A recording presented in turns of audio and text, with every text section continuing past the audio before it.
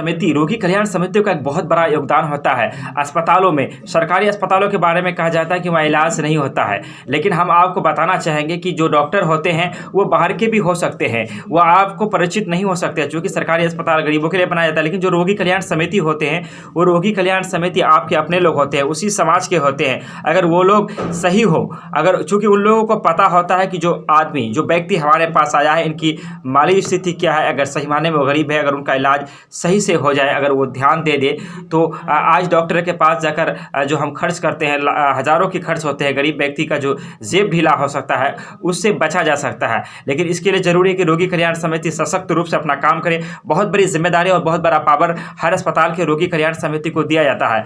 लेकिन हैरत की बात है कि हम ये जानते नहीं हैं कि हमारा जो अस्पताल है, जो हमारे पंचायत में प्राथमिक अस्पताल है, जो हमारे प्रखंड में जो अस्पताल है, जो सदर अस्पताल है, वहाँ जो रोगी कल्याण समिति है, उसके अध्यक्ष कौन है, उसके सदस्य कौन है, सचिव कौन है, हम इन सारी चीज़ों को जानते नहीं हैं। और आम लोग क्या जानेंगे, अच्छे अच्छे लोगों को ये पता नहीं होता है।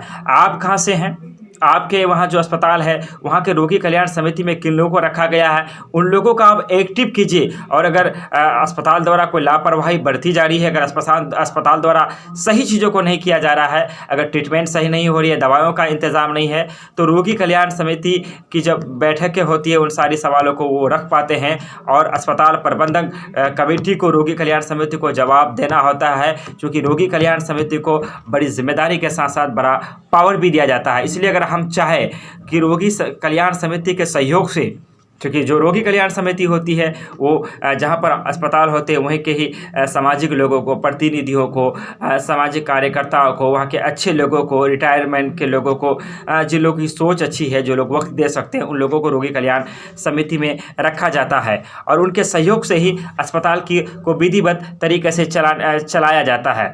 तो हमारी और आपकी जिम्मेदारी बनती है कि हम अपने बगल के अस्पतालों में जाएँ और वहाँ के जो प्रबंधक कमेटी है, जो मैनेजर है, उनसे फाइल देखें और उनसे पता करें कि हमारे ये जो अस्पताल है, यहाँ का रोगी कल्याण समिति कौन है।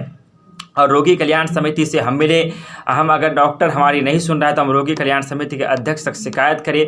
अगर रोगी कल्याण समिति के सदस्यों तक शिकायत आती है तो उनकी जिम्मेदारी बनती है उन शिकायतों का कैसे निदान हो सकेगा और शिकायतों में कितनी सच्चाई है, वो मीटिंगों में, जब मीटिंग होती है उस मीटिंग में उस बात को रख सकता है। मिशन सक्सेस बिहार में इसी तरह की खबर हम आपके बीच लाते रहते हैं। हमारी आपसे गुजारिश रहती है हमेशा कि आप चैनल को सब्सक्राइब करें, बेल आइकन दबाएं, एक दूसरे के साथ शेयर करें। हम बता रहे थे कि रोगी कल्याण समिति क्यों ज़रूरी है, और अगर रोगी कल्याण समिति सही सुचारू रूप से काम करेगा तो हमारे जो अस्पताल है, सरकारी अस्पतालों की भी दिशा और दशा बदल सकता है। विदा लेते हैं आपसे, धन्यवाद, शुक्रिया, आदाब।